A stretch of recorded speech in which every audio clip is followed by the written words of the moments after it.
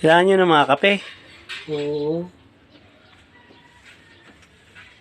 Sabi ko nga yung mga nakatulong sa akin, kahit ako bulag, Hindi na kayo nakakakita, tatay. hindi na. Kilala ko sa boses lamang. Kilala pa ninyo ako. Oo, Ano pangalan ko? si Mar. Hindi na pala kayo nakakakita din. Hindi na. Ano naman yan? Pero ano yung, kahit yung electric pan nyo, kahit yung maliit lang, may masasaksakan naman kayo diyan. Meron na. Yung kahit nakapatong lang sa bangko, ano po? Oo.